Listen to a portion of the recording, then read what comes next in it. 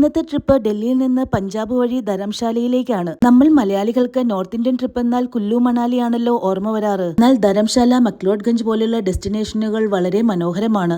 പഞ്ചാബിലെ ലുധിയാനയിൽ ഒരു ബിസിനസ് ആവശ്യത്തിനായിട്ടാണ് ഞങ്ങൾ പോയത്. എന്നാൽ അവിടെ നിന്ന് ധരംശാലയിലേക്ക് ഒരു സഡൻ പ്ലാൻ ആയിരുന്നു. പോകുന്ന വഴിയിലെല്ലാം റോഡ് പണികൾ നടക്കുന്നു.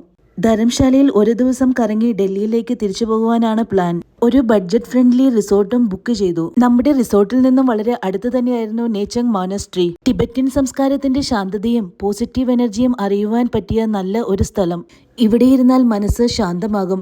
ധരംശാലയിലെ ഒരു മസ്റ്റ് വിസിറ്റ് പ്ലേസ് തന്നെയാണ് ഇത്. അതിനുശേഷം ഞങ്ങൾ പോയത് മക്ലോഡ്ഗഞ്ചിലേക്കാണ്. ഇപ്പോൾ നമ്മൾ വന്നിരിക്കുന്നത് ധരംശാലയിലെ അതിമനോഹരവും പഴയതുമായ ഒരു ചർച്ചിലാണ്. Saint John's in wilderness. പേര് പോലെ തന്നെ ഈ ചർച്ച് കാട്ടിനുള്ളിൽ ഒളിഞ്ഞിരിക്കുന്നു. ഗോത്തിക് സ്റ്റൈലിൽ 1852-ൽ ബ്രിട്ടീഷ് കാലത്ത് പണിതതാണ്. എല്ലാം കൂടി ഒരു പഴയ ഇംഗ്ലീഷ് മൂവി സെറ്റ് പോലെ തോന്നും. നാട്ടുകാർ പറയുന്നു ഈ സ്ഥലത്ത് രാത്രി സമയത്ത് അല്പം ഹോണ്ടഡ് ഫീൽ ഉണ്ട് എന്ന്.